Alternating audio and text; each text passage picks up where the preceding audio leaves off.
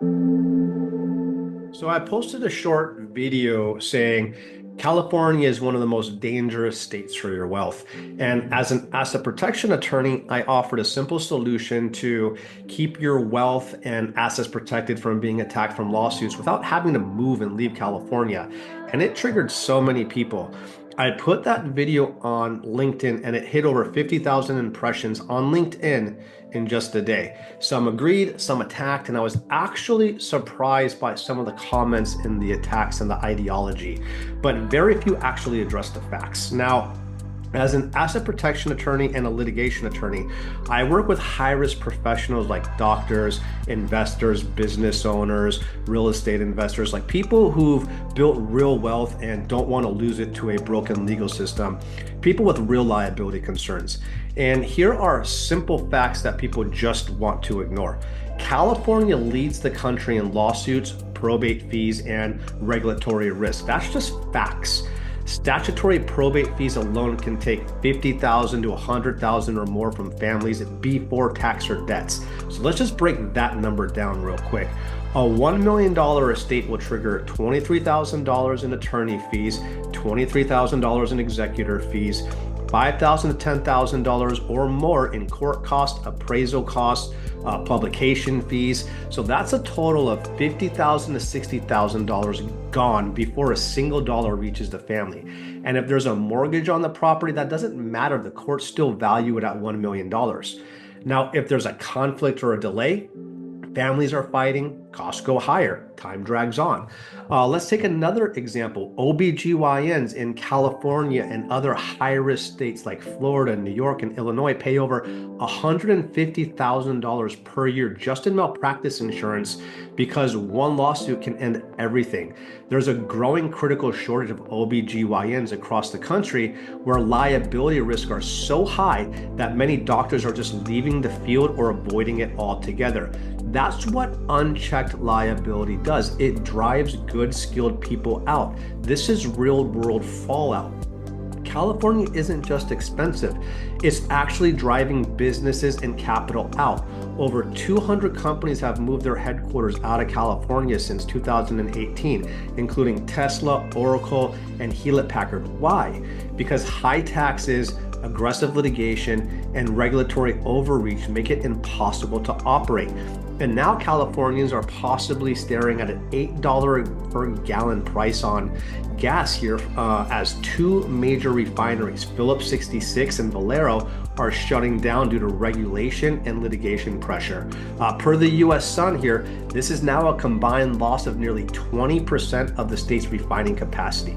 The reality is that through the banner of climate justice, overregulation in California is trying to hit really aggressive climate goals, and it's making operating in California just not economically viable. So they're just leaving. Don't hate the messenger here. These are just facts. This is the world you live in when investing and owning businesses in California. And instead of pretending they don't exist, we have to acknowledge them and then plan for them.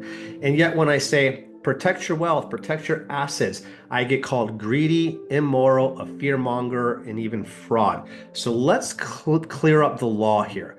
Asset protection is neither illegal nor immoral. US courts have upheld it repetitively when done properly and pre-litigation, meaning before you're getting sued, not after the fact. In the Anderson case, the Solo case, the Grant case, and the Rikers case, and others, courts are very clear and affirm the legality of asset protection and offshore trust. In fact, in the Rikers case, the court stated that the structures exist, and I'm quoting here, for the legitimate purpose of protecting family assets. The bridge trust that you hear me talk about starts domestic and then shifts offshore only if needed, and it is fully IRS compliant under Section 7701 and IRC sections 671 through 677. It's tax neutral, it's legally transparent, and it's court tested and been around for almost 3 decades, 30 years. Again, legal case law, statutes, and facts. So here's a genuine question for the naysayers. Are you actually suggesting that the legal system should be used to redistribute wealth through lawsuits?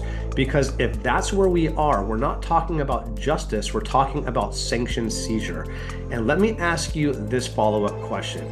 If the system turned on you personally tomorrow, would your current structure hold up, or would you be hoping for fairness from the court? And would you be actually looking for options on how to protect your livelihood? Asset protection, when it's done right, isn't hiding money. It isn't avoiding paying taxes.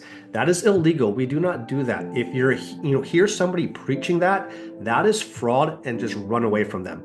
But what legal asset protection is planning ahead, just like insurance, living trust to avoid probate, homestead exemptions, ERISA protections on your 401k retirement plans. And if those are fine to you, but asset protection isn't, that's not a legal position. That's an ideological one, because those are other tools that are used to protect your wealth and assets. So are you actually arguing that you should give those up as well? And here's something funny to consider.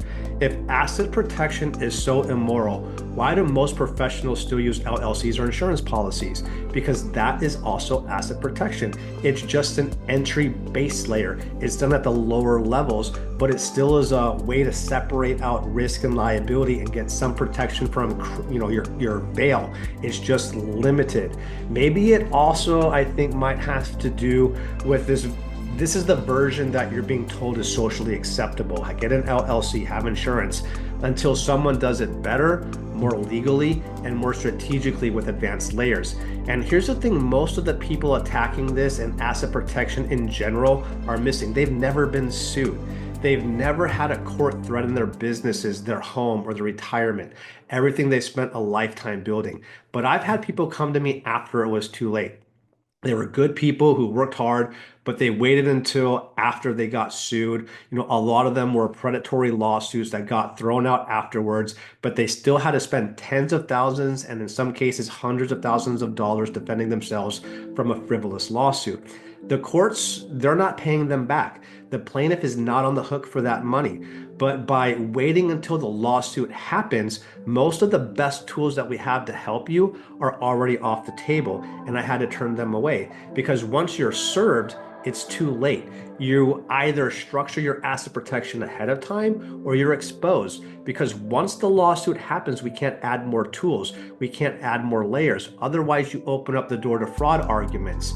And for the political ideologist, asset protection isn't about MAGA versus progressive or Republican versus Democrat. People get sued no matter what political party is in power. People get sued in good economies and bad economies. This is about understanding risk and defending what you've earned before the system decides someone else deserves it more. And if that offends you, maybe you're actually not mad at me. Maybe you're just mad at how broken the system really is. Or maybe this is just your wake-up call for you. Because here's the truth. You don't rise to the level of your income. You fall to the level of your legal structure. And in California, that fall can happen fast. So if you've built something worth defending and you're serious about protecting it, that's what we help clients do every day.